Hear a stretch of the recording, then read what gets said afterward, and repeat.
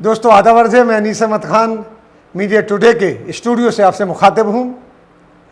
मोदी जी के दूसरे टर्म का कार्यकाल का 1 साल पूरा हो गया है और वो बड़े लेविशली, जैसे आदत है मोदी जी की, हर चीज़ को इवेंट बना के पेश करते हैं। उन्होंने वही कार्यक्रम शुरू कर दिया है। एक उनका लेटर आया है, बहुत लंबा लेटर आया है, उसमें कई उन्होंने उपलब्धियां बताई हैं। उन्होंने आगे का कोई कार्यक्रम नहीं बदलाया है, लेकिन उन्होंने उपलब्धियां बताई हैं कि उन्होंने देश को कहां से कहां पहुंचा दिया है। अब ये नहीं पूछिए कहां से कहां पहुंचा दिया है, बस हाँ, मैं उनके 1 साल के कार्यकाल के लिए सिर्फ यशवंत सिन्हा साहब, जो पूर्व केंद्रीय मंत्री हैं, जो फॉरेन मिनिस्टर भी रहे हैं, डिफेंस मिनिस्टर भी रहे हैं, IAS रहे हैं, उनके लड़के भी मोदी सरकार में मिनिस्टर थे, उनका एक ट्वीट, आजकल वो नाराज़ हैं, काफ़ी नाराज़ हैं, उनका एक ट्वीट से मैं उनके 1 साल का स्वागत करना चाहता हूँ। तो उन्होंने कहा कि यशवंत सिन्हा का कि तबलीग जमात वालों पर केस और नमस्ते ट्रंप वालों पर कुछ नहीं। तबलीग जमात वालों के ऊपर केस हो सकते हैं इस बात के ऊपर कि वो कहीं एक जगह इकट्ठे हुए हैं, तो नमस्ते ट्रंप में तो उससे कहीं चौगुनी पचगुनी तादाद के लोग इकट्ठे हुए थे, उनके ऊपर क्या। और जिसका आज ये कहा जा रहा है कि अगर गुजरात में कोरोना फैला है तो नमस्ते ट्रंप की वजह से फैला है, क्योंकि उसमें 7-8 लाख एक स्टेडियम में लोग इकट्ठे किए गए थे और उसमें 1100 करोड़ रुपया तो खर्च किए ही गया था। ये सब चीज़ें हुई थी, उसमें नहीं कुछ नहीं होता है। लेकिन इसके साथ ही यानी यशवंत सिन्हा का कहना है कि तबलीग जमात एक सिंबल लिया है। उन्होंने कहा मुसलमानों के साथ आप इस तरीके से हरकतें कर रहे हैं। पूरा 1 साल का कार्यकाल देखिए तो उसमें किस तरीके से लिंचिंग नंबर 2 शुरू हुई है, उसमें मुसलमानों के ऊपर व्यंग शुरू हुए हैं, अत्याचार शुरू हुए, तमाम चीज़ें शुरू हुई हैं, जो उनका यशवंत सिन्हा का इस बात से कहने का मतलब है 1 साल के कार्यकाल में। अब इसमें जो एक धर्म विशेष और उसके इतिहास को लेकर भड़काऊ जो ट्वीट आए हैं, एक पूरी की पूरी बॉगी कहना चाहिए, एक पूरा का पूरा एक ग्रुप जो जिनको अंधभक्त कहते हैं, वो आड़ लेके तबलीगी जमात की लेके हर चीज़ पे उन्होंने के कोरोना बम है ये लोग, ये है, इनके यहाँ की सब्जियाँ नहीं खरीदिए, इनके दुकानों पर मत जाइए, इनको घरों में नहीं आने दीजिए, ये इस तरीके का एक नैरेटिव फैलाया गया है। और पूरे साल भड़काऊ भाषणों का दौर चला है, JNU पर हमला हुआ है, साथ ही AMU अलीगढ़ मुस्लिम यूनिवर्सिटी और जामिया पर भी उसी तरीके से हमले हुए, उससे कहीं दुगनी तादाद में हमले हुए हैं उसके ऊपर। और उनको जो किया गया है तो उन पर ज़्यादातर भक्तों की तादाद थी, ABVP की तादाद थी, पुलिस उनके साथ मिली हुई थी। CAA पे हंगामा हुआ है, NRC के ऊपर हंगामा हुआ है, इन सब के ऊपर इसलिए हंगामा हुआ क्योंकि ये सारी की सारी मुसलमानों से जुड़े हुए थे। और मोदी जी कुछ नहीं बोले हैं, खामोशी से सुनते रहें, देखते रहें। हाँ, कभी कभार अमित शाह जरूर भूल जाते थे, जिन्होंने पहले तो CAA और NRC को जाने क्या क्या कहा, उनको दीमक कहा कि जो दीमक हैं, सारी चीज़ें कही। अब वो कुछ उन्होंने रंग ढंग बदला था। इसमें अगर देखा जाए तो अनुराग ठाकुर, उनका बयान गोली मारो वाला कितना गैर जिम्मेदारा बयान था, एक केंद्रीय मंत्री का ऐसा बयान आ जाए। और उसके अलावा आज भी वो उसी पोजीशन पे बैठे हुए हैं जिस पोजीशन पे वो थे। मैं आपको ज़्यादा लोग इसमें डिटेल में नहीं जाऊंगा, किसने क्या कहा, कहने के लिए तो बहुत बड़ी बात है, एक ग्रंथ लिखा जा सकता है इसके ऊपर कि किस तरीके से एक समुदाय विशेष को द्वितीय, तीसरे, चौथे नंबर पे ले जाने की कोशिश की गई है। लेकिन मैं हाँ, यहाँ पे कुछ जो मंत्रीगण हैं वो भी केंद्रीय मंत्री, स्टेट मिनिस्टर नहीं, किसी राज्य के मंत्री नहीं, बीजेपी के, न बीजेपी के किसी लीडर की बात कर रहा हूँ, बीजेपी के जो स्टेट के केंद्र के मंत्री हैं, उनके कुछ आपको ट्वीट और बयानात के बारे में कुछ बताऊंगा जो कि इन्होंने दिए हैं इस साल में, इसी साल में। सबसे पहले मैं लेता हूं गिरिराज सिंह को, जो कि पशुपालन मंत्री हैं और सब लोग जानते हैं बिहार से। उन्होंने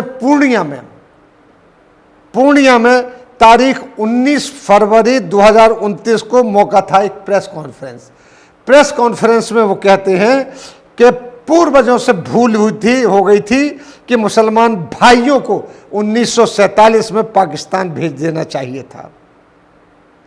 ये बात कही उन्होंने, जबकि उन्हें पता नहीं कि मुसलमान अपनी मर्जी से रुका है, जिनको जाना था वो चला गया था। ये क्या भेजते, ये क्या भेजते, अपनी मर्जी से इस सरजमीन पर रुका है और इसको मातृभूमि कहा है उसने। दूसरा बयान उनका उसी दौर में आता, उसी साल, जगह सहारनपुर की थी, तारीख थी 12 फरवरी 2019, मौका था CAA NRC समर्थक रैली में वो बोल रहे थे। उन्होंने कहा देवबंद जो पूरी दुनिया में एक इस्लामिक हिस्ट्री की, एक इस्लामिक टीचिंग की एक बहुत बड़ा विद्यालय है, देश विदेश से लोग वहां आते हैं। गिरिराज किशोर का कहना है कि देवबंद आतंकवाद की गंगोत्री है, दुनिया में आतंकवाद की घटनाओं का जुड़ाव देवबंद से ही हो रहा है। उनको पता नहीं कि देवबंद से कितने बड़े बड़े मूवमेंट निकले थे कि जो देश की आज़ादी की लड़ाई के लिए निकले थे।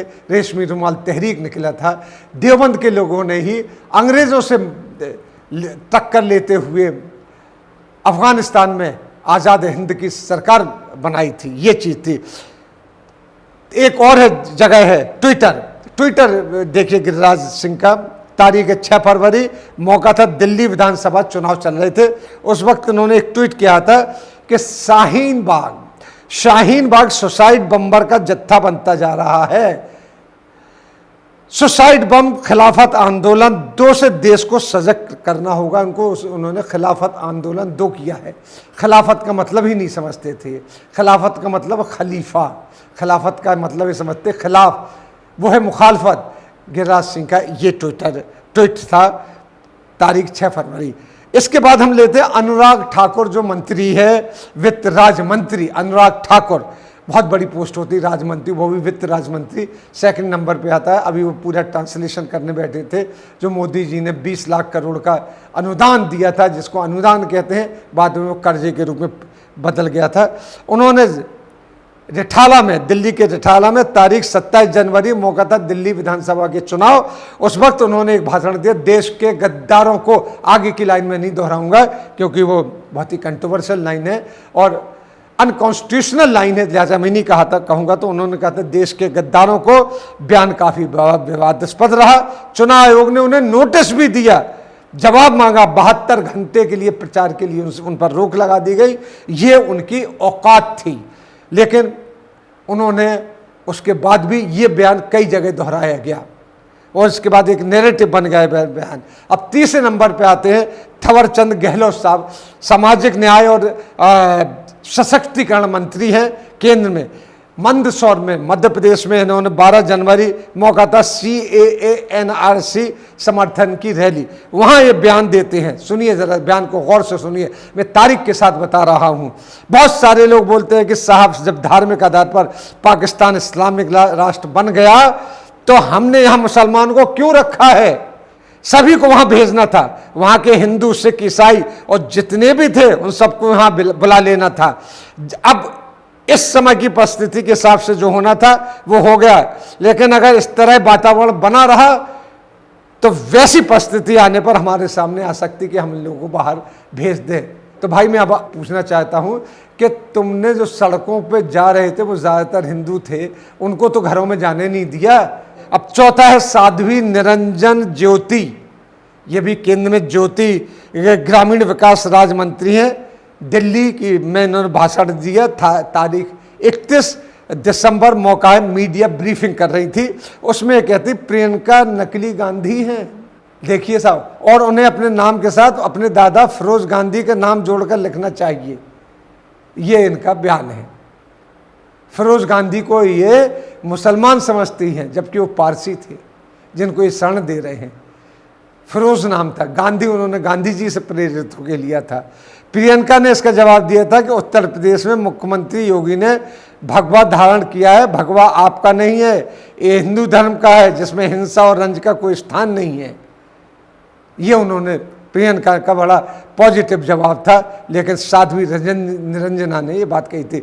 संजीव बालियान, जो पिछले मुजफ्फरनगर के दंगों के बड़े मशहूर शख्सियत हैं, पशुपालन, डेयरी और मछली राज्य मंत्री हैं, जगह मेरठ, तारीख 23 जनवरी, मौका था CAA NRC के समर्थन में रैली थी। GNU जामिया मिलिया में देश विरोधी नारों का इलाज पश्चिमी उत्तर प्रदेश के लोग हैं। फेस्टिव के इन यूनिवर्सिटी में 10% आरक्षण कर दिया जाए तो वे सब इसका इलाज कर देंगे। इन्होंने यूपी वर्सेस करना चाहिए। ये हैं संजीव बालियान। इसके ऊपर ताज्जुब की बात है कि गृह मंत्री अमित शाह ने भी संज्ञान लिया। उन्होंने कहा यह गलत हो रहा है। इसके बाद मोदी जी के जैसी बात है, उन्होंने भी इसके ऊपर संज्ञान लिया, लेकिन उन्होंने भाषण दिए कि इन्होंने कोई भी अपने भाषण से नहीं पलटा। तो मैंने ये बतलाया है कि एक साल में 5 केंद्रीय मंत्रियों के ये भड़काऊ बयान थे। इससे हम क्या समझें? समझने के लिए मैं आपको छोड़े जाता हूं। इसी के साथ मैं आपसे विदा लेता हूं। अगर पूरी बात बताऊंगा तो मैंने कहा ना कि पूरे का पूरा ग्रंथ लिखा जा सकता है जो भड़काऊ भाषणों से भरा हुआ है। तब तक के लिए दीजिए मुझे इजाज़त।